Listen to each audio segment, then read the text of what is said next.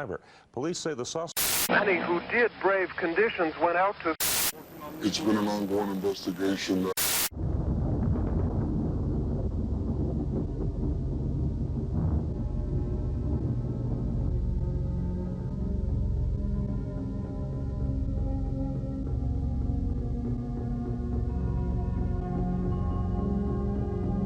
Canada's national parks, the mist hours.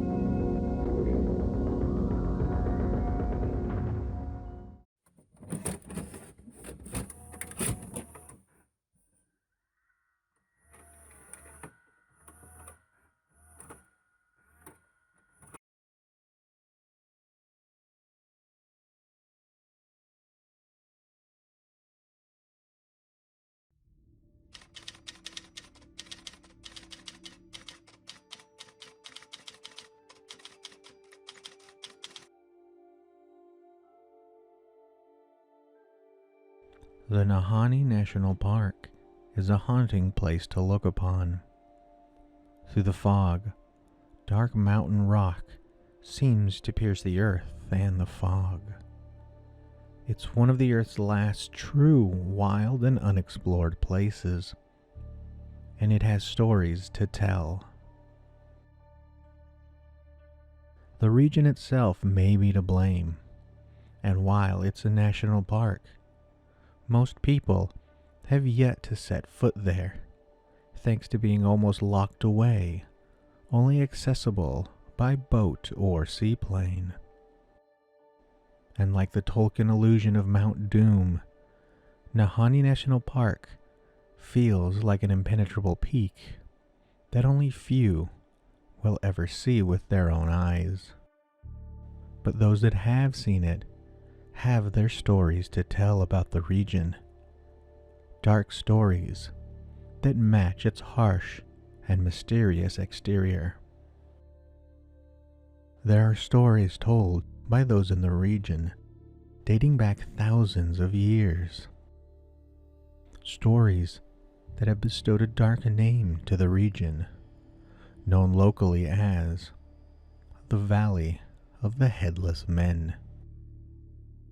The first known and documented story talks about two brothers, Frank and Willie McLoyd, back in 1904. The brothers had journeyed to the area in search of gold and to strike it rich. Through hard weather and even harsher terrain, with very primitive equipment, the brothers found what they were looking for. And they returned from their trip with the precious metal in hand. But it wasn't enough. The following year, the brothers made another trip to the region, and this time with better equipment and better resources. But this time, they would never return.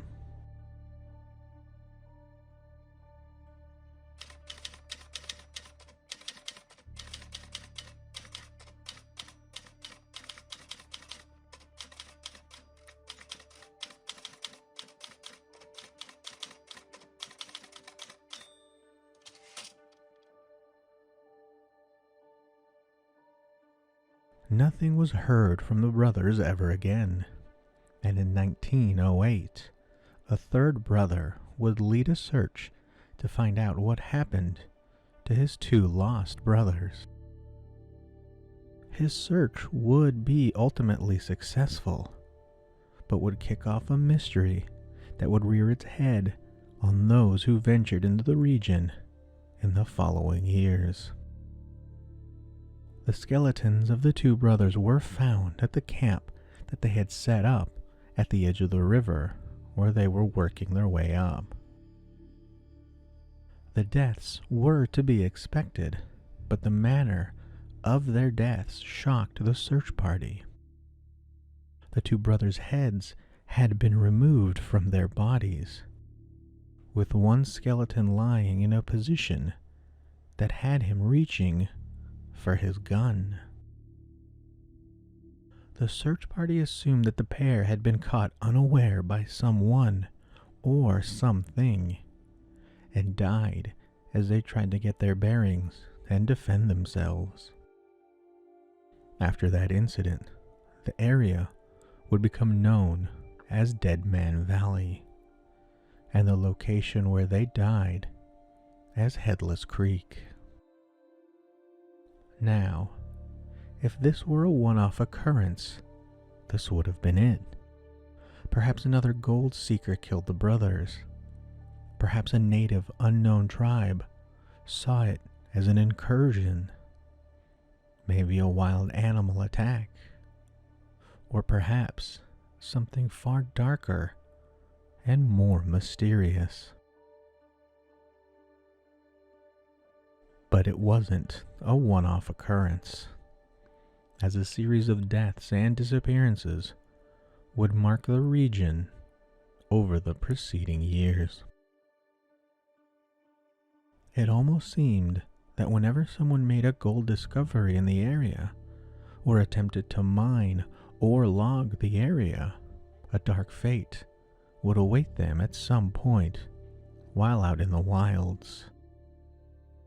In 1917, Yukon prospector Martin Jorgensen would send word home that he had struck it rich in the region. But not long after, seemingly striking that claim, his body would be found just outside the now burned down cabin he was using, decapitated like the McLoyd brothers before him. This incident would lead people to believe that headhunters were running loose through the area, trying to kill off any person that wanted to remove the gold from the region. But to many of the native peoples, the stories seemed familiar from their own history. You see, the local Dene people tell tales of the Naha, a warlike tribe that lived high in the mountains.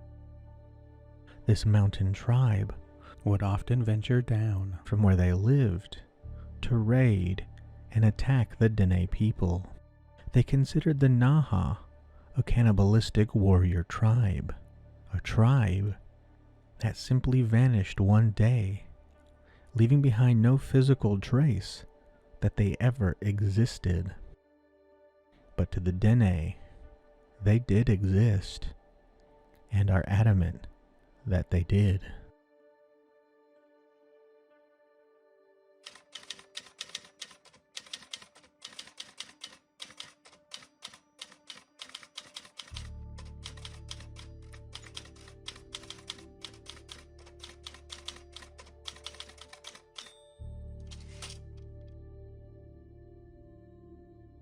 There are some suggestions that the Naha tribe simply disappeared deeper into the wilderness, and that those that remain serve to protect the area from outsiders.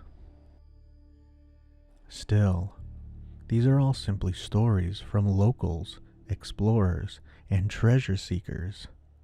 But the Royal Canadian Mounted Police would eventually come out and corroborate that many people have seemingly vanished in the area, while others are found dead, oftentimes missing their heads. Now, the Dene people themselves first settled the area some 10,000 years ago, and over that stretch of time built up a number of stories related to the area, stories of a giant who would use a large hot spring to cook his food.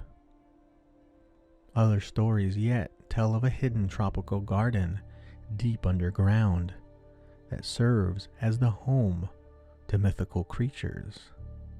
And yet still, there are other stories of spirits that reside in the hot springs of the area. And with so many subterranean caverns, nearly 300 that we know of, many suggest the entry into the hollow earth is located somewhere in the Valley of the Headless Men. These stories persist even today, as the local peoples still leave offerings to the spirits at the hot springs for good luck. But it should be noted that the local peoples have stayed clear of the valley itself, claiming that it is a haunted place, something seemingly corroborated by the nearly 50 lost and dead travelers.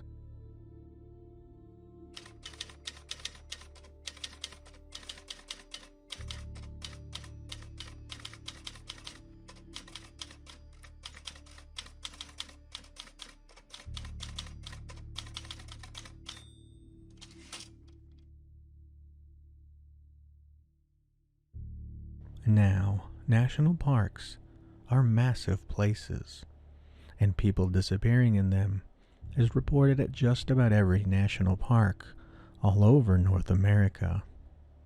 But the Nahanni National Park seems to hold a unique place above all others with the amount of dead and missing in one particular region. The valley has, in recent times, also been host to numerous UFO sightings, as well as strange lights appearing and darting around the area. There are even stories of a monster that hunts in the valley, a being that is half bear and half dog. There are even reports of Bigfoot sightings in the restricted areas of the park. And it's these restrictions that many people latch onto when looking into the valley. Just why are there areas of a public national park that visitors are not permitted to see or access? Why would the government block off land that should be open to all people who would want to visit or explore? Many out there feel that areas of the park are closed and blocked off because something supernatural is being hidden away from the world. Now, the park itself states that these areas are closed simply because of the sensitive ecosystems and the native peoples that reside there. But when people are kept out of areas of a national park, ideas will take shape, especially with an area already ripe with mystery. Is there something hiding in the Valley of the Headless Men? Is some supernatural creature stalking those who are looking to remove its natural treasures? Is a lost cannibal tribe still hunting in the region, hiding from sight in the miles and miles of underground caverns? Or are all of these deaths simply attributed to the greed and dark nature of man, especially during the cutthroat gold rush age in the area? Or maybe even as a result of the insanity that may arise in the isolation of the area when you know there are no other humans around for hundreds of miles. Perhaps we will never know the full truth behind what's happening in the Valley of the Headless Men, but the legends persist, and it's those very legends that have helped the region stave off large-scale mining and logging of its resources. Because as one writer notes, quote, "People will protect a legend even if they've never seen it."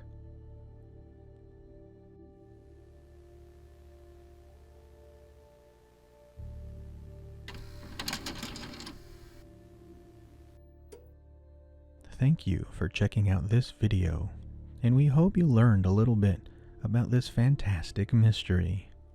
We work hard to provide entertaining videos on subjects that fascinate us, while giving you the facts needed to build your own opinions.